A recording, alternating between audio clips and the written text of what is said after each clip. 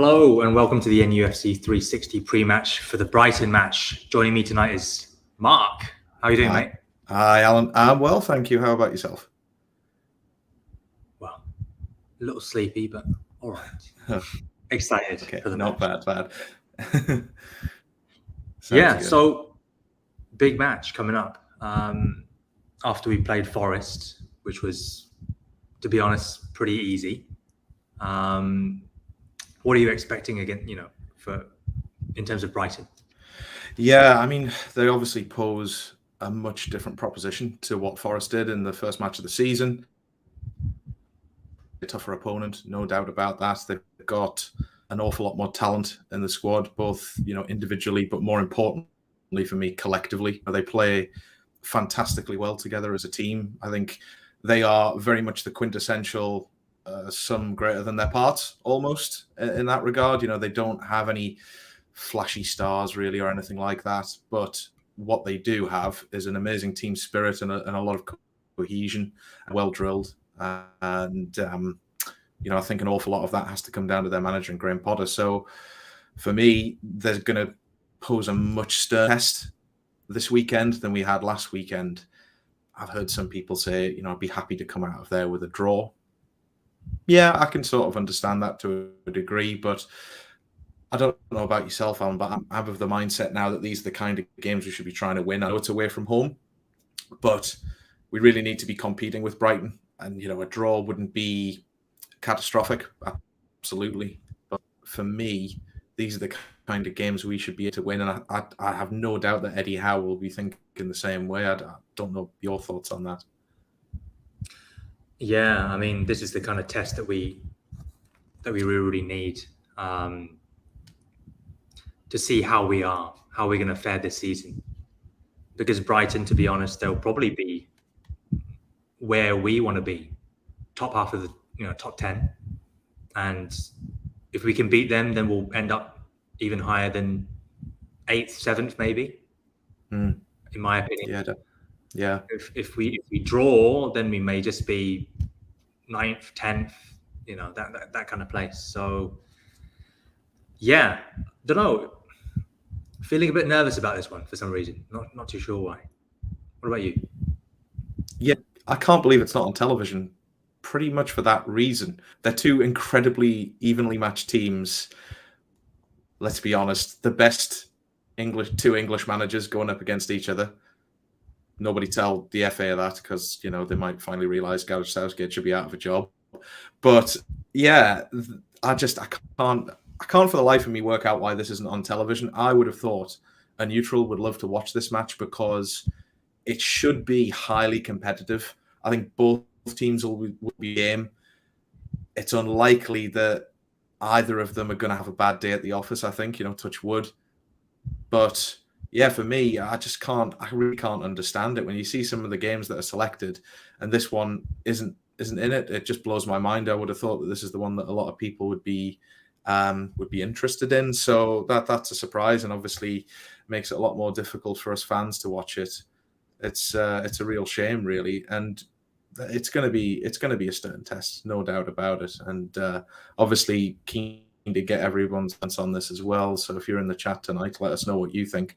There's only the two of us, so if you want to get involved, we'll bring some more people in on this. But for me, it's definitely, as we've touched upon, it'll be a tough test, no doubt about it. Potter has his team well organised, and they had obviously, I'm sure, won it in a moment, a fantastic result last week. Played Man United Park for me. I won't go into too much detail about it because we'll probably speak about it a bit later, but they'll be well up for it because of that. And it's going to present a test for us, no doubt. For me, Eddie Howe won't take them lightly. He's just not the kind of manager to do that. I said exactly the same about Forest in the pre-game podcast for that as well. And that's just because that's Howe's DNA. It's what he does. It's very much fundamentally part of his personality, and he'll know though that this is a step up, no doubt, and the players know it, and it's going to be a real good barometer of exactly where we're at. I think lose this game again, it's not alarm bells, but it's quite telling. And obviously the circumstances matter as well. If you lose the game and you're unlucky, that's another matter. But if you lose the game and you kind of deserve to lose the game, then that will be a cause for concern. But I don't think that'll happen. I really don't. I don't think that'll happen at all. And I think we will come away with at least a point from this game. I think if you push me for an answer one way or the other, who's going to win it would be Newcastle. Yeah, I mean, like what Martin Shields is saying is he wouldn't be surprised if Brighton were dominant in terms of possession. And yeah, perhaps our finishing could cost us, but fingers crossed it won't. Yeah. Who, in your opinion, are some of the key players for Brighton in the match? That's a really tough question because it comes back to what I said earlier in the opening. They really are a team that's greater than the sum of their parts. You look around the team and nobody really massively frightens you individually, but they just all work so well together. I think they've had a problem up front for years. They seem to find these gems from all over the place. How much of that was down to Dan Ashworth is anybody's guess, but you would have to admit that he probably had a lot to do with it. He was probably a huge contributor to that. But they never really brought in a quality centre forward that's made things work for them. So they haven't really got a danger man up front per se. Although on their day, of course, the likes of Maupay, the likes of can have a good game. But are they the kind of player that consistently threatens every week? Probably not, if we're honest. You go back to the defence, it's quite a workmanlike defence, but again, well organised. I think their goalkeeper is a bit of a... he's got a rick in him, let's just say that. He can, he can cause them more problems than he can probably cause us, potentially. The midfield, they've got a little bit of class. Man United.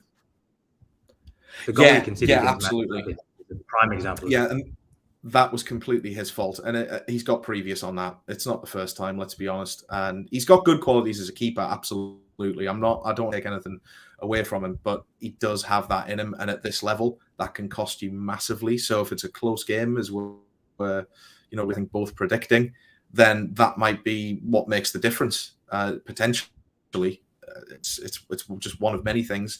Midfield is, an interesting area for them. I don't know an awful lot about this Caicedo, to be honest. I think it was the first time I'd probably heard his name when he played against Man United. Rose obviously took the headlines because he grabbed 2 goals. And in fairness, he's been doing it for a while now for Brighton in the Premier League. I'm surprised someone, not a European level club, but maybe someone like a West Ham or something like that hasn't come along and snapped him up. That kind of level, not necessarily West Ham per se, but that kind of level of team. And a bit of a dead ball specialist as well, so he could be a threat. But yeah, it's a weird one. Like, for me, they don't have anyone that I look at and I go, oh my God, I'm scared of that guy. It's just such they almost play like a machine, like a metronome. They're just so well put together, and that's all down to Graham Potter, no doubt about it. I mean, maybe I'm wrong. I don't know how you feel. I don't know how people in the comments feel. Is there anyone we should be really looking at with trepidation? I wouldn't say anyone with trepidation. I mean, I've always liked Tariq Lamptey. I think he's a fantastic player. Yes. I do have my concerns about Saint-Maximin on that side. Of course, there's Matty Target now, so that will help, and Jolinton will be on that side as well, closing down for him. And I mean, ASM is, based on the Forest game, he seems to be working harder.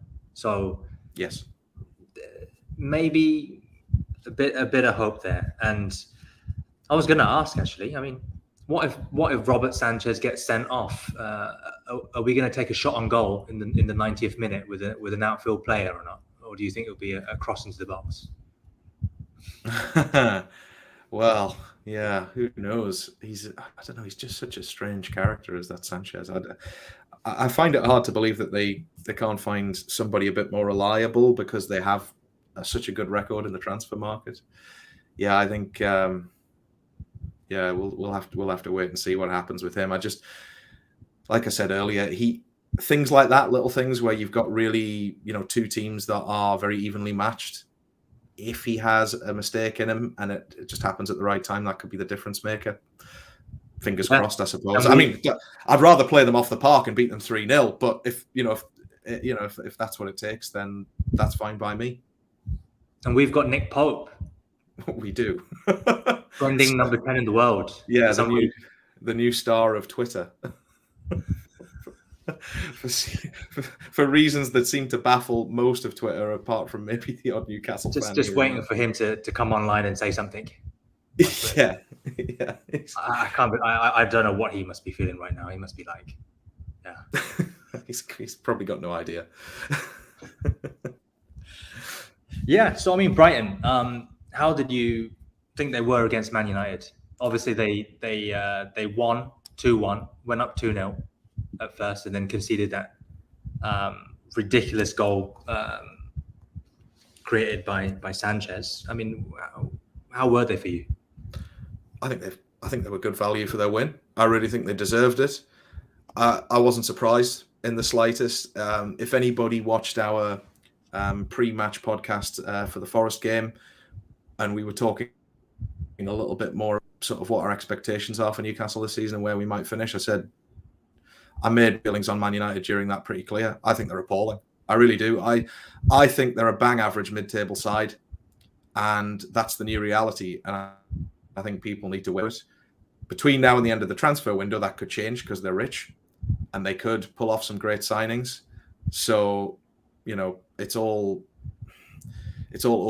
open to change. But right now, I look at that squad. If we don't beat Man United at home and at least get a point from them away, I'm disappointed. Really, genuinely, that's how I feel. And it does seem crazy to be saying that, not just because 12 months ago Newcastle were a very different problem and almost a foreign entity compared to what we are now, but because Man United has, for the longest time, had this aura about them. And even though Alex Ferguson left in 2013 and they've been on the slide ever since, some of that aura has carried over, for good reason. And I think people are waking up to the fact that this Man United side are very poor and not going to get any better until they do the one thing that Man United seemingly cannot do, which is hire a director of football, because their transfer policy is crazy. And I thought in the game against Brighton, you saw that in full display. How many years have we seen Fred and McTominay at the centre of the pitch and know that it doesn't work? Yet every manager is left with having to pick them because there's seemingly nobody else that can really fill those two positions. They've still got Luke Shaw, who, if I'm being generous, has been out of form. And that's been really generous. Harry Maguire, who, I'm sorry, but you can't say he's been out of form because he's been poor for 2 seasons. So he's just bad. That for me, if 2 seasons are out of form, that's not a thing. You're just poor. They've signed Martinez as a centre back, who is 5'8", 5'9". Hard time in the Premier League. I don't care how good you are because of the physicality. He might turn out to be a decent centre half, but the odds are stacked against him, given that he's pretty, he's diminutive and not exactly carrying that much timber either. They've got Darlow at right back. And the front three is kind of all over the place. You've got Rashford again, painfully out of form. Ronaldo is the obvious sort of problem child at the moment, and everything seems to be about him, which can't be helping the club. And then you've got even Anthony Martial has been sort of drafted back in, which just seems crazy to me. So for Brighton to have played them off the park, I wasn't surprised, and that's not to take anything away from Brighton's performance. I thought they were excellent. And they would have, if they play like that against us, it'll be a very tough game. If they play against a number of teams in the Premier League, they probably would come away with 3 points. And so for them to do so against Man United made total sense. And I would say that, they probably really were unlucky not to win by more. For me, they should have had a penalty, Stonewall penalty. I don't know anybody that thinks it wasn't. And as we already touched on, the goal they conceded was not really down to anything Man United did, but they were of their own downfall in that clean sheet. So against Man United, for me, they put in almost a complete performance, which is interesting because we did exactly the same thing against Forest. Yeah, we were more than, but Forest are a poorer side than Man United. As much as I have been taking shot after shot against them for the past few minutes. So it's going to be a really, really interesting game, and this one as well. I mean, I haven't had the chance to speak to you beforehand about it. I assume your thoughts are reasonably similar on the game that they had with Brighton, really, with Man United rather. Yeah, I mean, I even before the match, I already predicted that Man United were going to be having a terrible season. Even in my FPL team, I chose 0 Man United players. That's how much confidence I have in that team and that manager. And no matter how well he's done at Ajax or how close he is with Van der Beek or whoever all these people are. I mean, I just haven't rated them for many, many years. And you mentioned about the director of football. I think they probably need a change of owner, but they don't seem to be able to get the Glazers out, and it kind of reminds me of us in some way. But who cares? I don't give a shit, to be honest. It's funny. I was having a conversation with some of my friends the other day about the situation at Man United, and I honestly thought, because it's been 9 years now since Alex Ferguson left, I thought I'd get still not bored. Just let it continue. Long may it continue. So I hope they don't solve any of these problems. But the Glazers are, haven't been great owners, absolutely. But I think you could mitigate an awful lot of the problems if you did put a director of football. Anyway, it is what it is. So we'll have to see. But the main point is Brighton deserved their win, and there is plenty to be wary of when we play them. We are going to have to be on our game. Who do you think is going to start the match tomorrow for us? Hard to look beyond the same lineup, I think, as we had against Forest. Not just because there's the old adage, if you don't change a winning team, okay, maybe one game a week religiously. Back in the day, you could do that. Now you do have to rotate players, especially this season with the fixtures coming thick and fast thanks to a Winter World Cup. But we're 2 games in. Don't see the need to change anything. I think we don't have an awful lot of strength and depth anyway. Basically, for me, Newcastle United have got a very, very good starting 11, and then a smattering of players can really contribute. And then a couple of others who, ideally we probably wouldn't have them here if we're being honest. And maybe they won't be by the end of the window, some of them, who knows. So you don't really want to change that team too much. I think in terms of didn't play against Forest that could come in, that, would be up to standard and could make a contribution. One of them is injured and he's Jonjo Shelvey. So that's out the equation.